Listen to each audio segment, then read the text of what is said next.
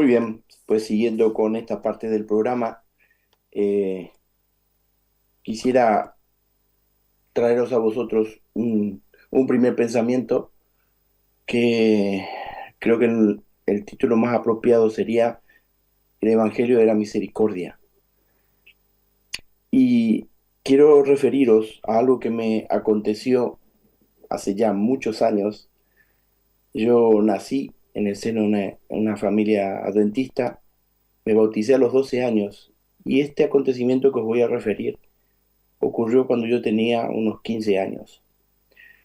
La iglesia donde iba, la única iglesia adventista en ese lugar, eh, era una iglesia grande, con capacidad para unos 400 miembros.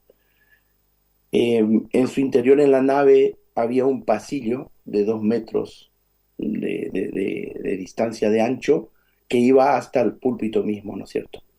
Y en los laterales había un espacio de 1 metro para poder circular en caso de que uno quisiera salir o lo que fuere. Los bancos eran bancos esos antiguos, tallados en una madera, muy cómodos, por cierto. Y habitualmente, como en ese sábado, al que me voy a referir ahora, la iglesia estaba llena. Era un sábado de primavera, aunque hacía calor. Y estábamos en el momento del sermón.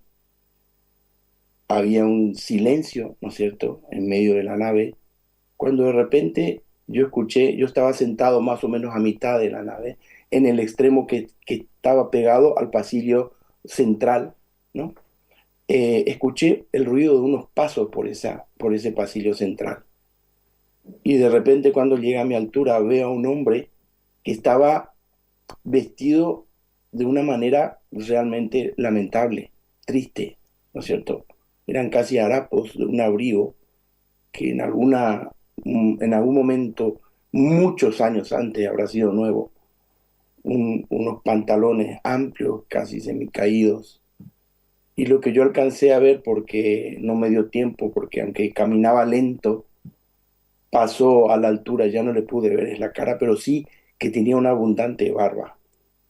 Siguió caminando lentamente hasta que llegó al asiento que estaba delante mismo y se sentó. Para ese entonces el que predicaba se calló y luego de unos instantes dijo esto: voy a pedir por favor a los diáconos que eh, ayuden a salir a este hombre que acaba de entrar aquí. Palabras más, palabras menos. Yo empecé a sentir una incomodidad. No tengo datos y no recuerdo que ese hombre estuviese borracho. Era evidentemente una de estas personas que nosotros llamamos un homeless, o sea, alguien que vive en la calle.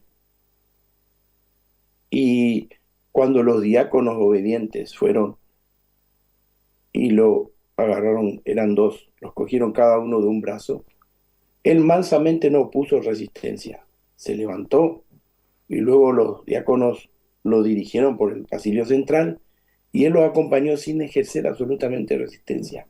Ahí lo pude ver de frente y en la mirada había algo que no, en su mirada, en su expresión, había algo que no supe definir. Pero, como repito, en todo momento él no ejerció ningún tipo, no pronunció palabra, no gritó, no se opuso, sino que lo llevaron hasta que lo quitaron, lo sacaron fuera de la iglesia. Y ese momento quedó vívidamente grabado en mi memoria durante todos estos años, ¿no es cierto? Y luego yo hice un par de preguntas a mi padre que él intentó contestar, pero realmente no, no me pudo contestar. Y yo siempre me he preguntado dos cosas. ¿Por qué entró ese hombre a la iglesia? Y luego la otra gran pregunta es, ¿qué fue de la vida de ese hombre? Y entonces ahora engancho con, una vez os comenté, ya he leído una parte de un escritor evangélico norteamericano que a mí me encanta, que se llama Philip Yancey, y me encanta porque yo creo que él ha centrado su vida en el verdadero mensaje que Jesús quiere que llegue hasta nosotros, que es el Evangelio de la Gracia. Y en un libro que él titula El Jesús que nunca conocí, dice lo siguiente: me sitúo en tiempos de Jesús y trato de imaginarme la escena. Los pobres, los enfermos, los recaudadores de impuestos, los pecadores, perdón, y las prostitutas se agolpan alrededor de Jesús, movidos por su mensaje de sanidad y perdón. Los ricos y poderosos se mantienen al margen. Lo ponían a prueba, lo espiaban, tratando de hacerlo caer en trampas. Conozco estos hechos del tiempo de Jesús y sin embargo, desde la comodidad de una iglesia de clase media en un país rico como los Estados Unidos de América, fácilmente pierdo de vista el núcleo radical del mensaje de Jesús. Para tratar de corregir mi visión, he leído sermones que proceden de las comunidades cristianas del tercer mundo. El Evangelio a través de los ojos del tercer mundo parece muy diferente del Evangelio que se predica en muchas iglesias de Estados Unidos de América. Los pobres e ignorantes no siempre saben reconocer que la declaración de misión de Jesús me ha ungido para dar buenas nuevas a los pobres, a pregonar la libertad a los cautivos, a poner en libertad a los oprimidos. Es una cita de Isaías, pero de veras que la escuchan como buenas nuevas. Entienden el gran cambio no como una abstracción, sino como la promesa de Dios, de esperanza y como el acicate de Jesús a sus seguidores. Independientemente de cómo los trae el mundo, los pobres y enfermos tienen la garantía, a causa de Jesús, de que para Dios no hay indeseables. Fueron los escritos del novelista japonés Shusaku Endo lo que me hicieron comprender que el fenómeno de cambio está en la raíz misma de la misión de Jesús. En un país donde la iglesia abarca menos del 1% de la población, Endo fue educado por una madre cristiana muy devota y fue bautizado a la edad de 11 años. Al crecer como cristiano en el Japón antes de la guerra, vivió un constante sentimiento de alienación y a veces sus compañeros de clase lo amedrentaban por estar relacionado con una religión occidental. Después que concluyó la Segunda Guerra Mundial, se fue a Francia con la esperanza de encontrar almas afines en lo espiritual. De nuevo se encontró con persecución, esta vez por cuestiones de raza, no de religión. Como uno, perdón, como uno de los primeros estudiantes japoneses de intercambio en un país aliado, Endo acabó siendo objeto de insultos raciales. Mugroso de ojos oblicuos, lo llamaban. Repudiado en su patria espiritual, Endo entró en una grave crisis de fe. Comenzó a visitar Palestina para estudiar la vida de Jesús y estando allí hizo un descubrimiento que lo transformó.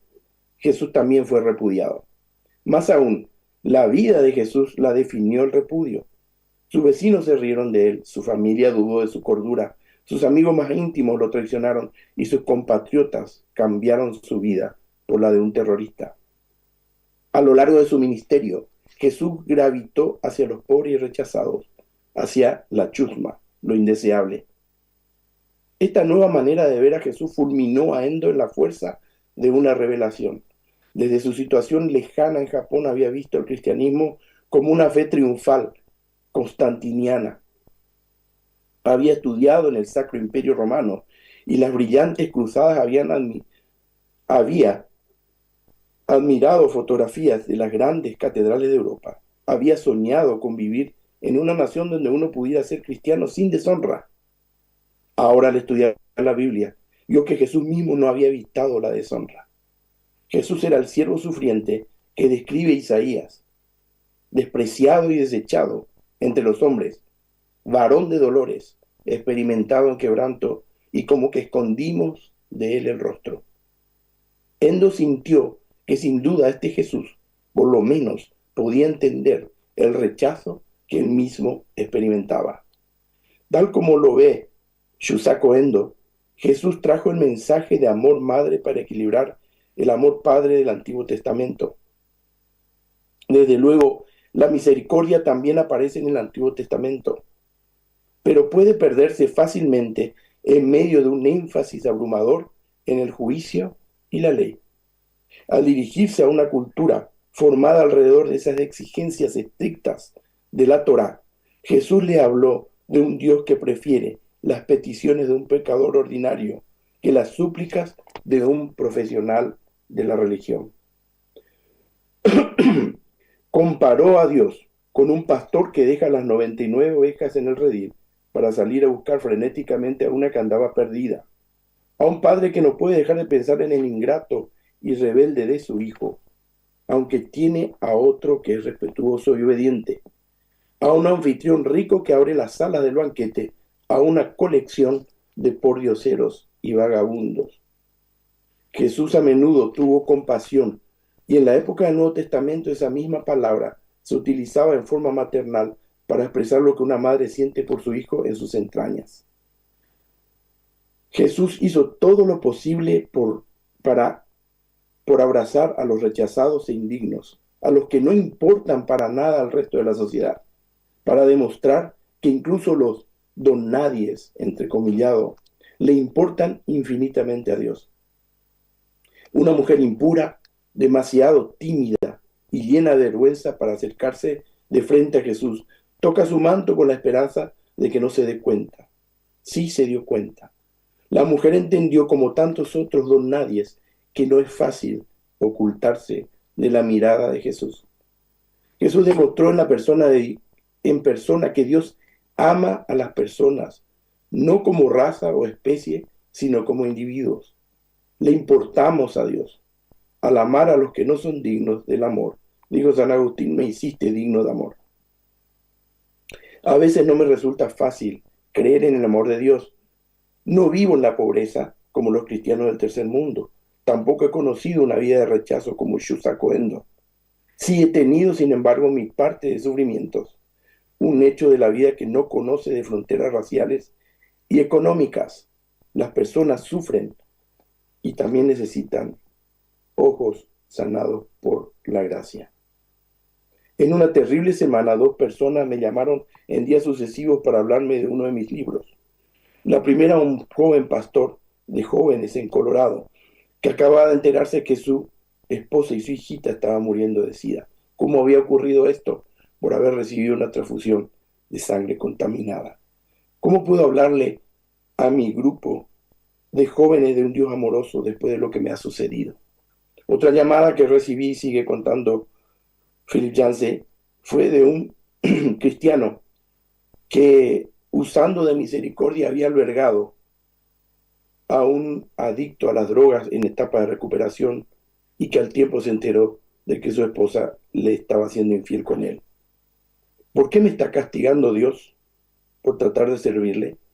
Aprendí con el tiempo que la pregunta está mal formulada. Esa llamada telefónica se interrumpió y nunca más supe de él. He aprendido que ni siquiera hay que intentar a responder los por qué. No es que Jesús eliminara los sufrimientos, solo sanó a unos pocos en el pequeño rincón de la tierra, pero sí dio respuesta a la pregunta de si le preocupamos a Dios. 3 veces que sepamos, el sufrimiento hizo llorar a Jesús. Cuando su amigo Lázaro murió, cuando entró en Jerusalén y otra vez expresó lo que Shusaku Endo llama amor madre. Jerusalén, Jerusalén, que matas a los profetas y apedreas a los que te son enviados. ¿Cuántas veces quise juntar a tus hijos como la gallina junta sus polluelos y no quisiste? Por último, Hebreo nos dice que Jesús ofreció ruegos y súplicas con gran clamor y lágrimas al que lo podía librar de la muerte. En esta ocasión Jesús lloró por él mismo, pero no fue librado de la muerte. Es demasiado decir que Jesús mismo hizo la pregunta que me acosa, que nos atormenta a la mayor parte de nosotros en un momento u otro. ¿Le importamos a Dios? ¿Qué otra cosa puede significar su cita del tenebroso salmo, Dios mío, ¿por qué me has desamparado? Una vez más encuentro extrañamente consolador que cuando Jesús, perdón, se enfrentó con el dolor, respondió en gran parte como yo. En el huerto no oró: oh Señor, te estoy agradecido porque me hayas escogido para sufrir en tu nombre. Me alegro de este privilegio. No, experimentó pena, temor, abandono y algo que se acercó incluso a la desesperación. Con todo lo soportó porque sabía que en el corazón del universo vivía su Padre, un Dios de amor en el que podía confiar, no importaba cómo se presentaran las cosas en ese momento. La respuesta de Jesús a los que sufren y a los don nadies nos permite vislumbrar el corazón de Dios. Dios no es el absoluto impertérrito, sino el que nos ama y nos atrae hacia sí. Dios me mira con todas mis debilidades. Creo como Jesús miró a la viuda junto al ataúd de su hijo, y a Simón el leproso, y al otro Simón Pedro que lo ofendió, y a pesar de esto le encargó fundar y dirigir su iglesia. Una comunidad que siempre necesita tener un lugar para los rechazados. Y para finalizar, simplemente dos textos que nos ejemplifican cuál fue el móvil o qué nos motivó a Jesús. Uno está en Marcos, el capítulo 2, desde el versículo 13, y dice: Jesús volvió a la orilla del lago y toda la gente acudía a él para recibir sus enseñanzas. Al pasar vio a Leví, el hijo de Alfeo, que estaba sentado en el despacho de recaudación de impuestos, y le dijo: sígueme. Leví se levantó y lo siguió. Más tarde, cuando Jesús, sentado a la mesa en la casa de Leví, muchos recaudadores de impuestos y gente de mala reputación se sentaron también con él y sus discípulos, porque eran muchos los que le seguían a Jesús. Pero algunos maestros de la ley, pertenecientes al partido de los fariseos, al ver que comía con los recaudadores de impuestos y gente de mala reputación, preguntaron a los discípulos: ¿por qué se sienta a comer con esa clase de gente? Jesús lo oyó y les dijo: no necesitan médico los que están sanos, sino los que están enfermos. Yo no he venido a llamar a los buenos, sino a los pecadores. Sin duda alguna, mis queridos amigos, ese hombre que entró a la iglesia donde yo asistía ese sábado, hace ya un montón de años, era un enfermo. Y quiero creer que entró siendo consciente de eso, y entró como muchos de esos, desechados, agraviados, de esos impresentables para la sociedad, en busca de ayuda. Quiero creer también que ese Dios del Evangelio de la Misericordia, porque ya habrá muerto ese hombre, lo tiene guardado para la resurrección, la primera resurrección, y tenerlo entre los suyos. Porque los hombres no sepamos imitar y actuar como Jesús lo hizo, no quiere decir que Dios no se preocupe, no nos ame profundamente y no nos acepte, no importa cómo estamos, para sacarnos de ese lugar. Mi pregunta, y la dejo en el aire, es: ¿cómo estoy yo hoy? Ya no hablo de la iglesia. ¿Cómo estoy yo como miembro de la iglesia hoy respecto a la actitud hacia estos que son desechados por el resto de la sociedad? E incluso a veces, lastimosamente, por muchos de nosotros que decimos ser cristianos.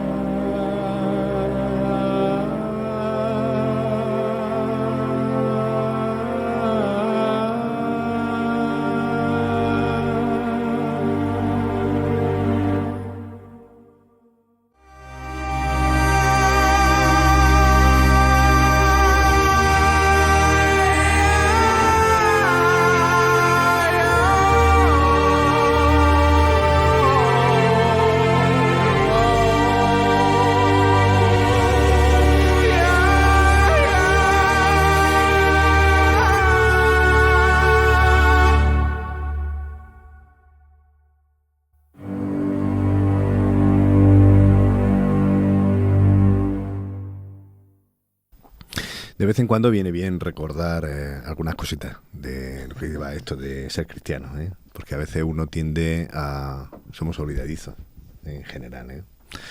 Y uno tiende a pensar que el cristianismo va de cómo yo lo vivo y cómo lo viven los que están a mi alrededor y los que conviven. Y si acaso los que se sientan al lado mío en los bancos de cuando yo voy a la iglesia. Pero se nos olvida, ¿no? Se nos olvida que... ¿hacia quién apunta Jesús? Para no olvidarnos hacia quién apunta. Yo simplemente muy breve porque vamos con el tiempo, como hemos empezado hoy con el especial, vamos con el tiempo un poquito apretado, pero yo creo que cuando todos nos recordamos, Jorge, me has hecho recordar un poco la idea que tenía Jesús cuando toma el rollo de Isaías en aquella sinagoga y dice: el Espíritu del Señor está sobre mí porque me ha ungido para anunciar la buena noticia. Y qué bien, es la buena noticia el Evangelio. Pero es que sigue el discurso y a veces se nos olvida todo lo que va más. Dice, la buena noticia, ¿para quiénes? No, Jesús no solo ha venido para mí, que muchas veces creemos que Jesús está exclusivamente para mí y para los míos. Jesús dijo a los pobres, a los cautivos, a los ciegos, a los oprimidos y a proclamar un año de gracia del Señor. Eso que tiene en mente Jesús es para decir, Juanfran, que sí, que yo te quiero mucho, pero que yo he venido a por todo, y especialmente a los que lo están pasando peor. Y eso es un poquito lo que tú me has querido transmitir, ¿o estoy equivocado, Jorge? Porque esto de ser rechazado tiene un amplio espectro. Sí, si contextualizáis esa experiencia que yo tuve, para mí ese hombre, con el correr de los años, Dios me ayudó, creo, a entender y madurar mi cristianismo. Ese hombre entró a buscar lo que muchos le impulsaba a buscar cuando veían a Jesús.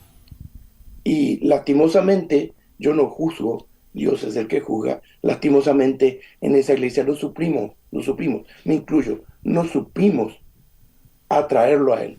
La pregunta que se hace Philip Yancey después es, que no quería hacerlo más largo, es que él ve un contraste, porque muchas veces nuestras iglesias hoy ven a ese tipo de personas con un poco de, no sé qué adjetivo utilizar. No, se puede decir, es que no nos gusta que nuestras iglesias se llenen de gente claro, vagabunda, de gente que no conocemos. Claro, somos los cristianos de traje y corbata. Claro. Entonces, el que no se viste como nosotros, ya no lo consideramos. Pero el problema, y eso es lo que nos lleva Philip Yancey, es que si lo vemos a través de los ojos de Jesús, la realidad es totalmente distinta. Entonces, mi pregunta es, yo soy Jorge Romero, ¿soy cristiano o no? Uh-huh. Porque si digo ser cristiano, tengo que ver con la mirada de Cristo Jesús. Totalmente. Raúl y Antón, vuestra aportación, pero voy a pedir que sea concisa, por favor. Pues has conectado muy bien, porque también el ejemplo de aquel niño japonés, ¿no? Cómo fue rechazado en su entorno y luego más tarde donde estudió en otro país de adopción, y cuando visitó Palestina comprendió que Jesús había sido también rechazado. Todo está conectado. La verdad que el haber sido testigo tú de esa experiencia, eso te marca, porque ver la indiferencia de las personas que tienes alrededor, de una persona en necesidad, y que quién sabe por qué motivo, causa, aquel día se acercó hasta una iglesia y entró allí y no había sitio vacío hasta nada más que en el primer lugar, y todos pudieron verlo entrar y todos pudieron verlo salir, y solo se siguieron las órdenes de aquel que dijo sacadlo de aquí. Entonces la verdad que impacta. Por favor, no seamos indiferentes a tanta necesidad que hay a nuestro alrededor, a tanto y ya termino, como diría, ¿no? A tanto disfraz de digamos, de múltiple, bajo esa capa hay siempre necesidades que atender, y nosotros, si las vemos, pues no dejemos pasar la oportunidad. Uh-huh. Pues es un mensaje el de Jorge que para mí es me confronta mucho, ¿no? Como cristiano me vuelve digamos, a dar la oportunidad de volver la mirada a lo que era Jesús y el mensaje de Jesús verdaderamente, porque muchas veces pues nos dejamos digamos, invadir por la rutina, nos sentimos bien por ir a la iglesia, tener una función, aportar, pero realmente nos olvidamos un poco de esa misión que tenía Jesús con los pobres y con los menesterosos, ¿no? Que es fundamental y un punto clave para nosotros. Pues gracias, Jorge. Estamos llamados a pringarnos, como decía Jesús, a untarnos las manos y a que se nos pegue el mal olor a veces de las personas. Ay, es que no quiero juntarme, no quiero rozarme. No, pues Jesús no tenía el más mínimo reparo a estar en medio de lo que hoy muchos le darían un poquito, ¿no? Pues el Evangelio va de eso, de pringue. Va de untarse. Vamos a avanzar porque tenemos todavía mucho por delante y le vamos a pedir a Juan Luis, cerramos este primer pensamiento, tomamos un vasito de agua, estiramos las piernas, una canción ligerita y vamos a nuestra escuela de Biblia.